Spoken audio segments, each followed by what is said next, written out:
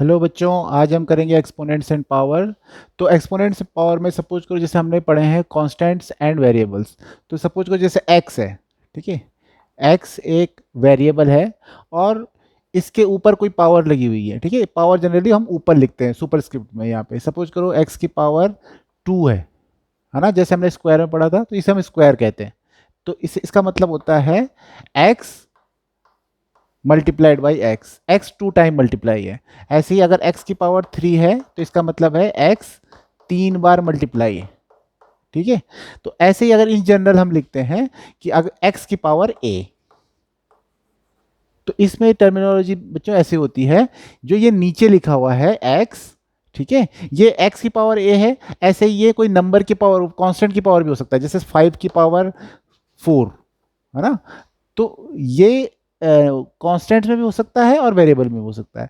अब जो ये नीचे x है या ये 5 है, इसे हम बेस कहते हैं और a को हम कहते हैं पावर, ठीक है। ये पावर है, ये जो इसके एक्सपोनेंट है और ये इसका बेस है, ठीक है बच्चों। अब इसकी कुछ बहुत इंपॉर्टेंट प्रॉपर्टीज होती हैं। तो प्रॉपर्टीज में आपको ध्यान रखना है। तो सबसे फर्स्ट प्रॉपर्टी है, सबसे बहुत जगह यूज होता है कि अगर दो एक्सपोनेंट्स है हमारे पास में, x की पावर a है, ठीक है, और इसकी मल्टीप्लिकेशन हो रही है x की पावर b के साथ में। x की power a multiplied by x की पावर b। तो जब भी दो अलग अलग पावर मल्टीप्लाइड होती हैं और देखो दोनों में बेस सेम है, x की पावर a और ये x की पावर b, तो इसका फॉर्मूला हो जाएगा x की पावर जब मल्टीप्लिकेशन में होती है, ठीक है, तो ये पावर इसकी जुड़ जाती है। तो इसकी पावर जुड़ जाती है, a प्लस बी हो जाएगा। जैसे सपोज करो एक्स स्क्वायर मल्टीप्लाई एक्स की power 3, x square multiply by x cube.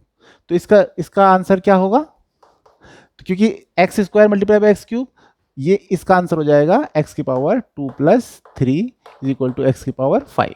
सीधा सीधा जुड़ जाएगा बच्चों, ठीक है। अब दूसरा इंपॉर्टेंट प्रॉपर्टी होती है डिवीजन। x की power a divide by x की पावर b, है ना। इसको हम ऐसे भी लिख सकते हैं, x की power a divide by x की पावर b। तो जब डिवीजन में होता है तो ये पावर सब्ट्रैक्ट हो जाती है, x की power a minus b। Just power subtract हो जाएगी क्योंकि बेस तो दोनों में सेम है, x की power a division by divided by x की पावर b। तो ये हम इसको x की पावर a माइनस b लिख सकते हैं बच्चों। अब एक और प्रॉपर्टी होती है। अब जैसे इसमें कोई, जैसे फॉर एग्जाम्पल एक एग्जाम्पल ले लेते हैं।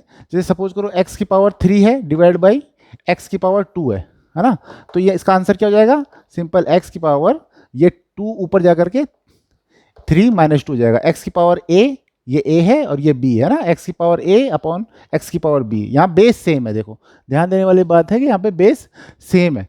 तो ये हो जाएगा x की पावर 1, है ना। x की पावर 1 को हम सिंपल x लिखते हैं, अगर ऊपर कुछ नहीं है तो उसे हम 1 मान के चलते हैं बच्चों। तो ये है। अब ऐसे ही इसमें नंबर्स भी हो सकते हैं। सपोज करो 5 की पावर 7 डिवाइड बाई 5 की पावर 3, इसको सॉल्व करो, है ना। तो इसके लिए हम सीधा सीधा हो जाएगा 5 की power 7 minus 3 is equal to 5 की पावर 7 में से 3 है 4, है ना। तो ये आंसर हो जाएगा 5 की पावर 4। तीसरा इंपॉर्टेंट रूल बनता है कि x की पावर बेस है, इसकी पावर a है और उसकी भी पावर b है। तो इसका आंसर क्या हो जाएगा? इसका, इसमें x की पावर a की पावर b है तो इसमें सीधे सीधा ये दोनों मल्टीप्लाई हो जाते हैं। जो पावर है दोनों आपस में मल्टीप्लाई हो जाती है, a मल्टीप्लाई बाई b, है ना। या इसको हम ऐसे भी लिख सकते हैं, x की पावर सीधे सीधा a b। जब भी दो कांस्टेंट के जब भी दो वेरिएबल्स के बीच में कुछ नहीं, कोई भी साइन नहीं होता है तो हम मल्टीप्लाई का साइन मानते हैं, ठीक है। तो ये हो गया। अब एक और इंपॉर्टेंट रूल है। अच्छा, इसका एक एग्जांपल हम देख लेते हैं। सपोज करो आपको बोला गया कि x की पावर 3 की पावर 2, इसका आंसर कितना होगा? तो पावर के ऊपर पावर लगी हुई है तो सीधे सीधा x की पावर 3 मल्टीप्लाई बाई 2 हो जाएगा, x की पावर 3 2 जा 6 हो जाएगा। तो ये इसका आंसर हो गया, ठीक है। अब एक और इंपॉर्टेंट प्रॉपर्टी होती है, नेक्स्ट प्रॉपर्टी है x की पावर 0, ठीक है।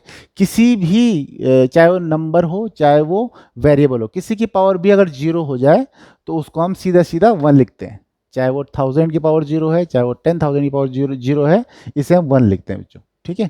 और खाली अगर x लिखा हुआ है तो इसकी पावर आपको वन मानना है। ठीक है। कोई भी नंबर है अगर 5 है और इसकी पावर पूछी जाए तो इसकी पावर वन होती है। ठीक है ना, वन को हम लिखते नहीं है। जैसे हर एक नंबर के साथ में वन मल्टीप्लाइड में होता है, लेकिन हम उसको लिखते नहीं है 5 1 जा 5, है ना, सीधा हम 5 ही लिखते हैं। तो ये आपको ध्यान में रखना है। अब इसके बाद नेक्स्ट प्रॉपर्टी है x की पावर माइनस ए। अगर पावर माइनस में है, अगर पावर माइनस में है तब क्या होगा इसका आंसर, तब इसका आंसर होगा 1/x की पावर a।